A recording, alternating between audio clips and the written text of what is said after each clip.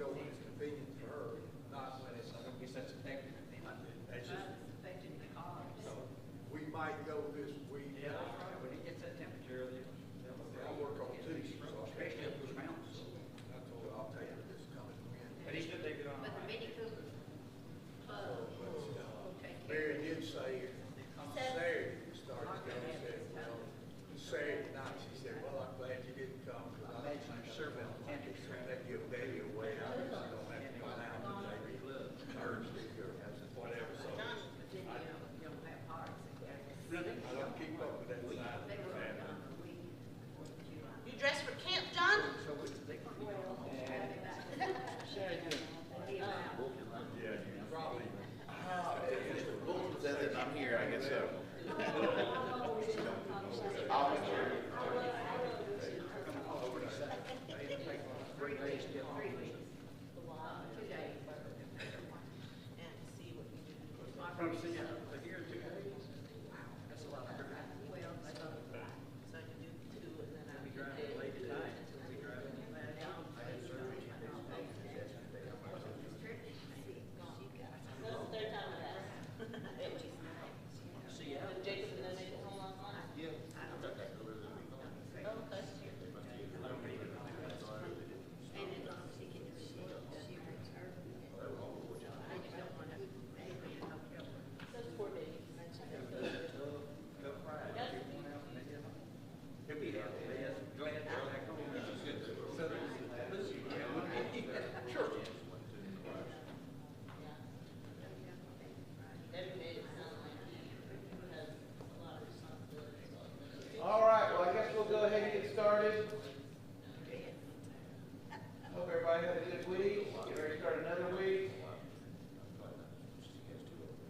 Of course, we know, everybody knows there's a lot of us went out to camp, so there's a big group that's gone to that.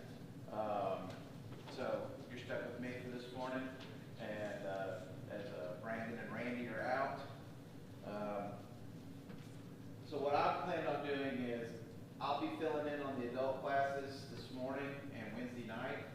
So basically, I'm going to cover as much as we can. We don't have to go fast. We get to what we get to. But I thought Abraham would be an interesting figure to look over, especially since we've been talking a little bit about him in Hebrews already with his dealings with Melchizedek. And then also later on, of course, in chapter 11 of Hebrews with the Heroes of Faith chapter. So I thought we would start out with just doing some lesson looking at the life of Abraham and just kind of seeing, refreshing everybody on what they know about him and who he was. Because a lot of times when we remember things about these biblical figures, we immediately go back to the things that we learned when we were probably between 5 and 10 in Bible school. And while that's great that we remember it, a lot of times those details are maybe we're looking through a child's lens at that person. And if you actually go back and read again about it, you find that there's a lot more shades of gray and that they're not perfect and things like that. You can look at it and read it with an adult eye, an adult filter, and you can see that these men and women are, well, a lot more like us than when we were kids, and we heard about them, and we basically thought they were these real important, perfect people, okay? So as we look at Abraham, I just want to go through and try, as we read about him and go through that we can see, that he wasn't perfect, but at the same time, he was, basically what he had presented in the Bible at the same time. So, looking at Abraham, he, basically you see him come into the picture at the end of chapter 11 in Genesis. And then his story primarily runs through Genesis chapter 22. That's as far as his primary story. It continues a little bit longer into chapter 25, but you start getting between 22 and 25 more pieces of Isaac's story beginning. So you kind of have a transition of those 3 chapters where you're switching from Abraham to Isaac, back to Abraham before Abraham passed So, in that, we have roughly, 14, 15 chapters, primarily about one man or incidents that are happening around this one man. So, when you're all thinking about Abraham, what are some of the things that you would think of as far as who he is? What do you know about him? Great man of faith, and you know where he's been by his altars he built to the Lord, give sacrifices. Okay. What Father else? of many nations. Father of many nations is one of the titles and things people give him. He's listed as Abraham, Isaac, and Jacob. Abraham being one that didn't have as much sin as Jacob. Jacob was a deceiver. So if he's the God of Jacob, the God of Abraham, Isaac, and Jacob, he's our God also. Jacob being the deceiver. Yeah. I thought it was very impressive when he was called to go out of the Ur of Chaldees. Mm-hmm. He didn't know where he was going, what he was going to do, but he followed God's command. Yeah. Yep. He journeyed out from Ur, and we'll get to that. I got a map show where he kind of his early travels, not all of them, just a little bit of them. What else? Just general stuff. Anybody? Listed in Hebrews, this man of great faith. His son was Isaac, Yeah. and he waited a while, and he just, I guess, grew impatient and decided, Abraham and Sarah decided to take it in their own hands, and they ended up having Hagar, or Ishmael, I'm sorry. Yeah. And so that caused some problems. Yeah. So, yeah, there's quite a few different things. I'll get my.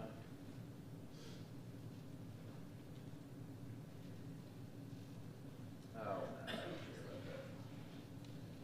Well, and then he was going to sacrifice Isaac.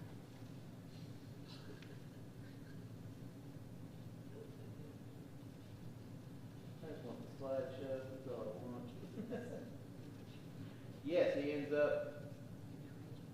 All right, so getting to a few things. This is very generic, but it's things that's stated in the Bible. It's still working behind me. That's good. Sometimes I don't turn around and realize it's not working. But so he did. He left from Ur with his family. Now, and we're going to look at that. When it starts, his first mentioning at the end of chapter 11 in Genesis. He actually is still with his father and his brother when they leave. Okay? So, when we're reading that, if you want to go ahead and turn to Genesis 11, I think it's verse 27, is around where it starts. Yeah, because it starts, his father was Terah. It's going through the genealogy. And so Terah begot Abram, who will later become Abraham, Nahor, and Haran. And Haran begot Lot. So that is the nephew of Abram. And Haran died before his father in his native land, in Ur of the Chaldeans. Then Abram and Nahor took wives, and the name of Abram's wife was Sarah, and the name of Nahor's wife Milcah, the daughter of Haran, the father of Milcah, and the father of Iscah. But Sarah was barren, she had no child. And Terah took his son Abram and his grandson Lot, the son of Haran, and the daughter-in-law Sarah, his son Abram's wife, and they went out and with them from Ur of the Chaldeans to go to the land of Canaan. And they came to Haran and dwelt there. And so the days of Terah were 205 years, and Terah died in Haran. So, again, it wasn't just Abram and his little grouping of family. It was a little bit bigger than that. As it mentions there in 11, they had already left. And they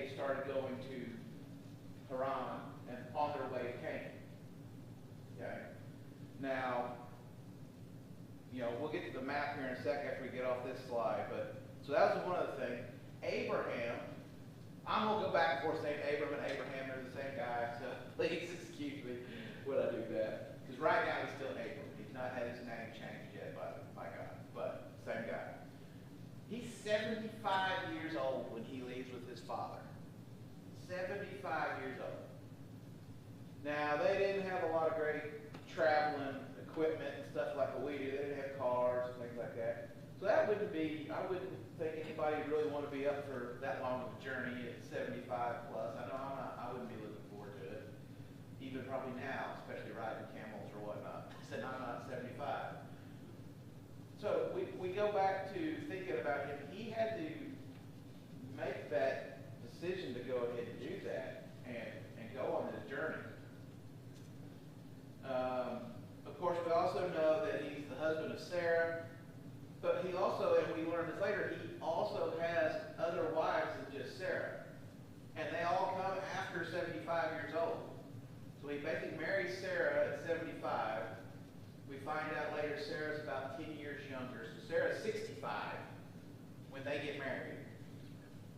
Then later, Joy brought up about the other son that they take upon themselves, which is Ishmael.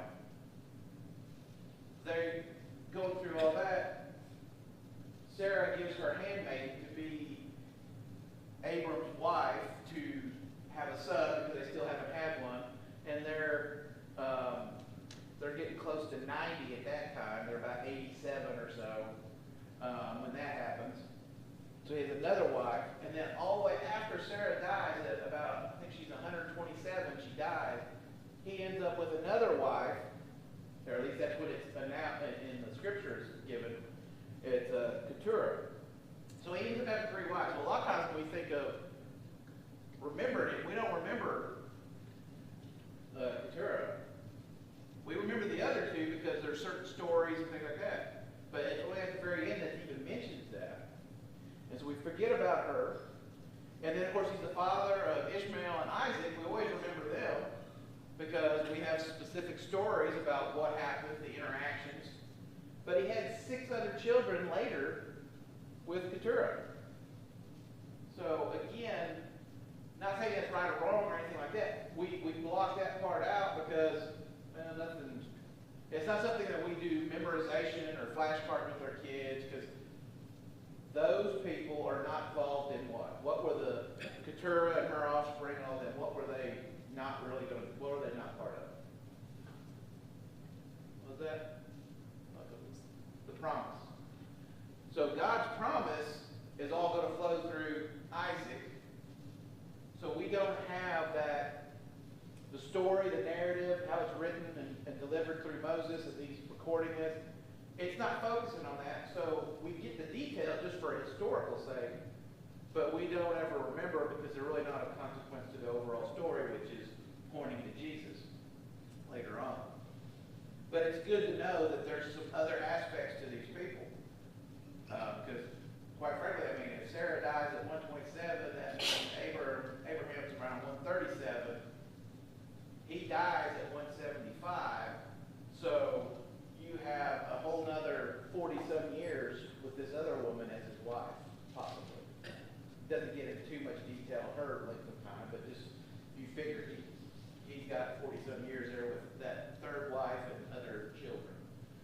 So looking at just his life, the Bible basically covers 100 years of Abraham's life. We meet him at 75, and then we read about his story up until his death at 175. Not many other characters in the Bible do we get that kind of book in, as far as length of time and all the different things that go on there. So it's pretty interesting there.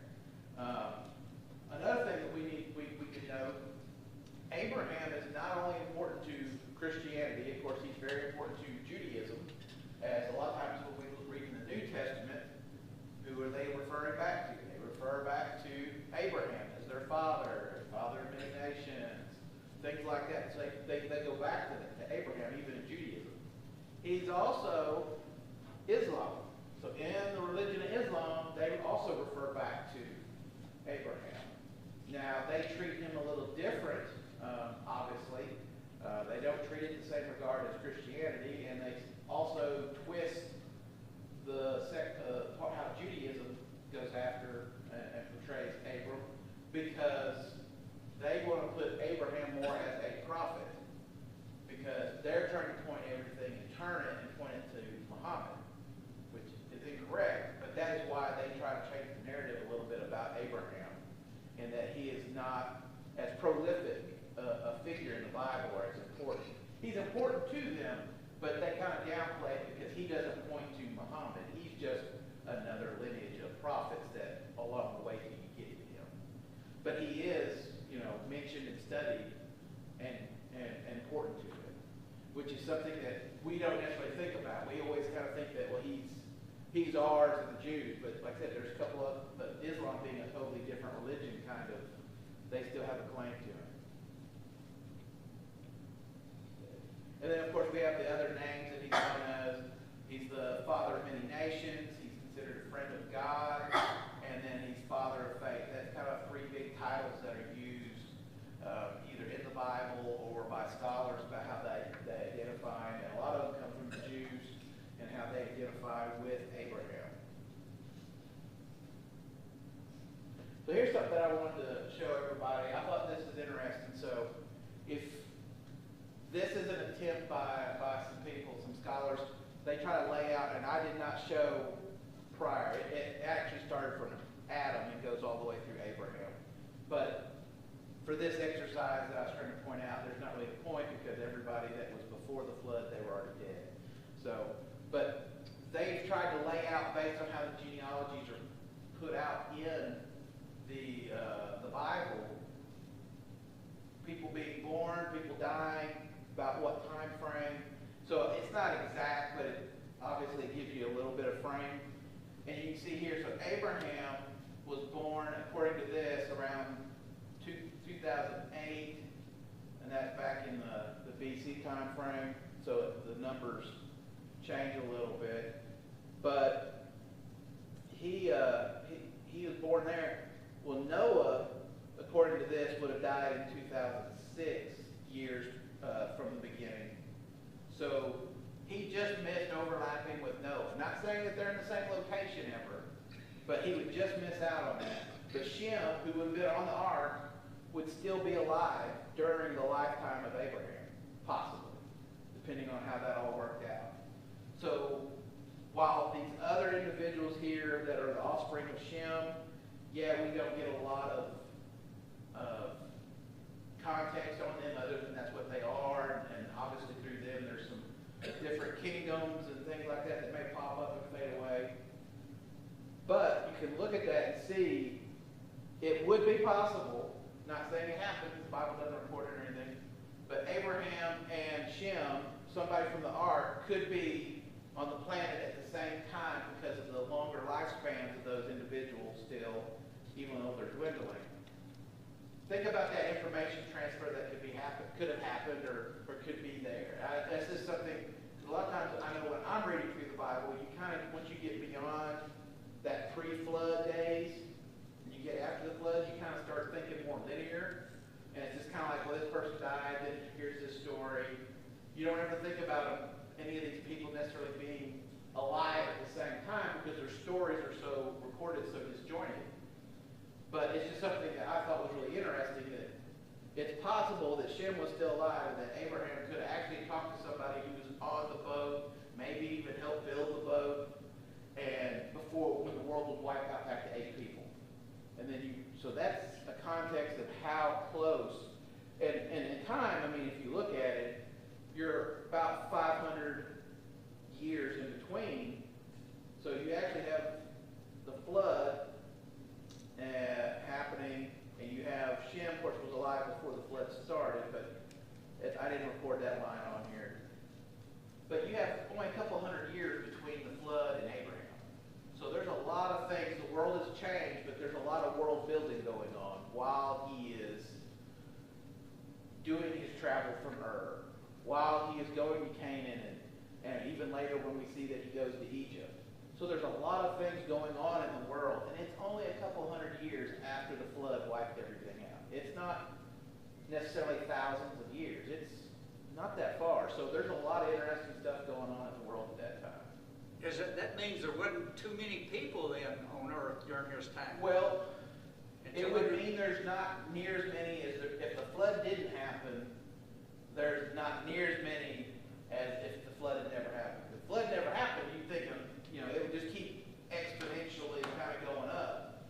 But it got reset. So yeah, there's not as many people as there possibly could be. Now, how many people there are right now, don't know. I know they quickly extrapolate out into, you know, it gets into millions pretty quick, even after the flood, based on who's doing the study. Some of them take different factors in, and it's, you know, it's several 100,000, and then others over a couple years, 100 years, and then others it's millions within, you know, 300 years. So let's say he's somewhere around 200 years or so after the flood. Is that what we're saying? He's about 400 years. 400 years. Yeah.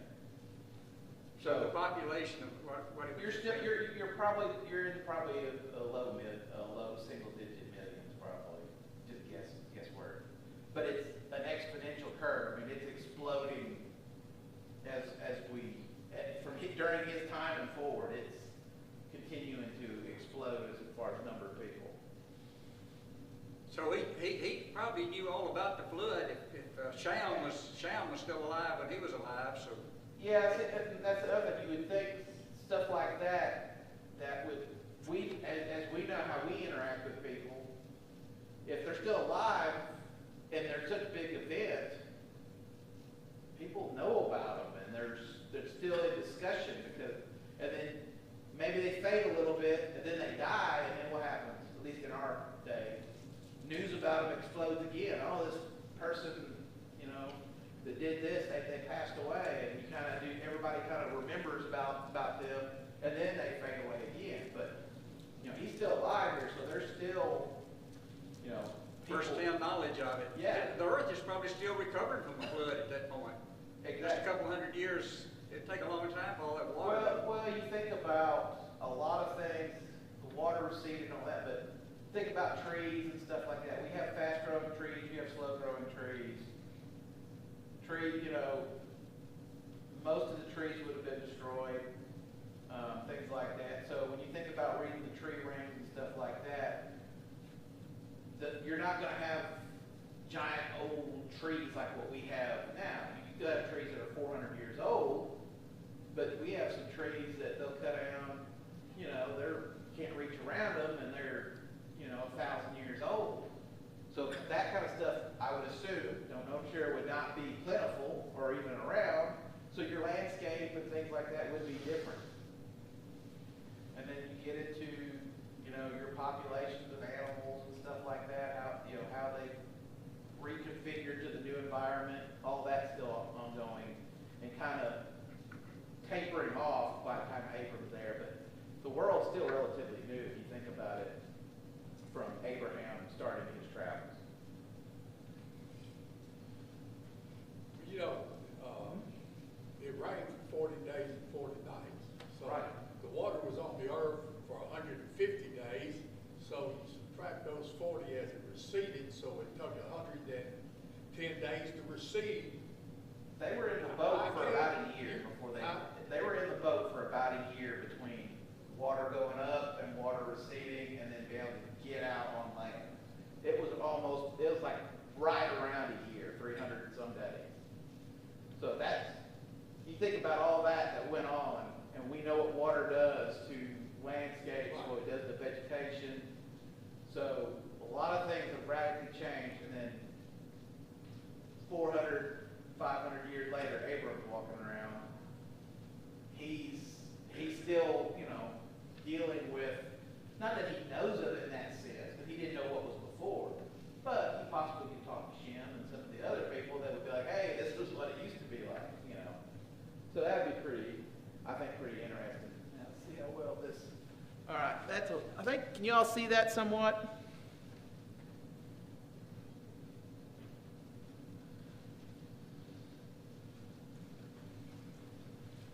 So this is Abraham's journey earlier.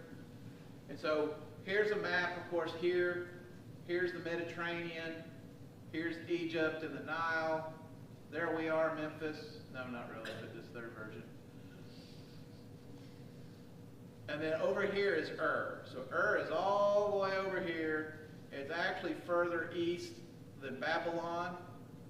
And so this is where they start their journey. So in chapter 11, they're leaving Ur, and they travel all the way to Haran right here. So they don't make it quite to Canaan when Terah passes away, and so then Abram takes over. Now, you can see here, they didn't cross this desert. This way right through here, this is a major trading lane, and was used from basically before Abraham's time, but basically from that all the way up through Romans, this was considered a known about trading lane that people would travel. So this is heavily traveled, lots of towns, things that you would expect, even how we treat interstates, and there's pit stops and stuff like that. There's a lot of this type of stuff going on through here, even in Abram's day, because of the trade route. Right here, this is Nineveh, so this is Assyria. Nineveh's already around, Tigris River, and then of course Babylon's down over here. Here's the Euphrates River. But once they get here, this is where we read that Terah died. And now to start chapter 12, the very beginning of chapter 12, God comes to Abraham, and he basically, this is where the first time the promise is presented to him. Okay? And here we see the Lord, and it starts out in chapter 12, verse 1. Now the Lord had said to Abram, "Get out of your country, from your family, and from your father's house, to a land that I will show you. I will make you a great nation, and I will bless you, and make your name great. And you shall be blessing, and I will bless those who bless you, and I will curse him who curse you. And in you all the families of the earth shall be blessed." And then it says, so Abram departed as the Lord had spoken. Lot went with him. Abram was 75 years old when he departed from Haran. Okay? And then basically, it goes on. Then Abram took his wife Sarah, of course, and Lot, his brother's son. If we remember, Lot's father had already passed away all the way back. He never even got on the trip to Ur. So he was basically a tag along and under Abram's wing to be taken care of. And they departed then from Canaan, as God had promised him. And so then they come to the land of Canaan. Abram passed through the land to the place of Shechem, as far as the terebinth tree of Moreh, and the Canaanites were in the land. So he goes and finishes it. So you get this promise, and then he's going to go down and finish. And Shem is right here. Okay, it's not because what this map does is it shows it going to Shem, and then from there, there's the journey into Egypt, which was one of the first main stories of Abram. So this is where he traveled to, right in the middle of what would later be Israel, but in the middle of Canaan. Right to the south of it, we have Jerusalem, and then further along the coast, you have Gaza down there. So, why did God talk to Abram? Because obviously, and we don't know exactly why, it's always a question, but why did God talk to Abram? Why didn't he talk to, he was still with his brother. Okay? His other brother, Nahor, is with Abram. They're in Haran. Terah has passed. So why did he talk to Abram and not Nahor? There's no real answer, but I just, if anybody had, thought about it. No guesses, no dreams? I think God he was a righteous man and could do the job. Okay. Yeah, I mean, obviously God knows the future, so there's a good chance God probably already knew that he was the guy for the job. It appears that Haran, who passed away in Ur, was the oldest of Terah's children. next as far, it was like the second. So there could be some of that. He was now the oldest of the children, so he was going to be the one in line for Terah. Because we are under the patriarchal system. And what does that usually entail back then when we think of the patriarchal system as far as how things were done? The oldest, you're talking about like just with the, you know, how they would pass down to the oldest. Yeah, so basically you had your senior family male figure would rule over the family, extended family, in this case, slaves, servants, all of that. And so like Terah, he would have been the patriarch of this clan, whatever you want to call it, all their possessions, all that. And so he would have been ruling that in a sense. And then also what we see in the patriarchal system is God would talk directly to the patriarch. They didn't go as a whole group, travel somewhere, and on Sundays or Saturdays and have church and other patriarchs show up. We don't see where they record like that. It's more direct, God talking to whoever's deemed the patriarch of that group. Are they even, and obviously there's a bunch of patriarchs that God doesn't talk to because they're evil, but he seems to be, this is the group that he founded the Jews on, and from Abram takes over as the patriarch of this group. And so he splits away from Nahor, and they become their two groups, and then he follows down into Canaan, where God has promised him this land. So what seems to be the motivation, though, for if you're Abram, what would be your motivation for listening to this voice? Because you got to think, it's the first time he would hear it. He's not sit there from a little kid necessarily hearing God talk to his father, right? So if you're in Abram's shoes, what are you sitting there thinking when this voice or apparition or dream or however it's given to you, what would you do with that? Be afraid. You'd be afraid? Anybody else? Somebody else maybe be excited? If he was afraid, he would have ran. And most people, if you're afraid, your instinct, hey, I'm either going to fight you, I can't see you, so I'm out of here. Okay. You know, God takes the ordinary person and does extraordinary things with them. Starting with Abraham, going to Moses, he takes, Moses gives all kinds of excuses. He takes the ordinary Gideon, just an ordinary person, and he does the extraordinary, and these people recognize who the Lord is, and that it is through them that they do these things. Moses knew that he couldn't get away from God because the Lord said, I'll send you Aaron. Matter of fact, Jonah decided he had run away. He couldn't get away from God. And God said, I have this job for you. Even though he ran, hey, put him in a whale's stomach. Let him see who is ahead of this game. I'll go before you. He's told these people, I'll go before you. I'll be your protector. Yeah, so while Abram was not the patriarch to begin with, but he ends up at this point becoming one, and God gives him this promise, I think there is fear, but it may be more fear of what we call respectful, respecting, because while he may not have talked to God himself till this time, obviously we know God has talked to others through this patriarchal system. I'm sure his father or even his grandfather, he probably had heard about this and understood where some of these decisions may have come from, assuming they had spoken with God. There was something there that it wasn't, I'm crazy, I'm losing my mind, or I'm scared, I'm running away. There was something else, some other thing that allowed him to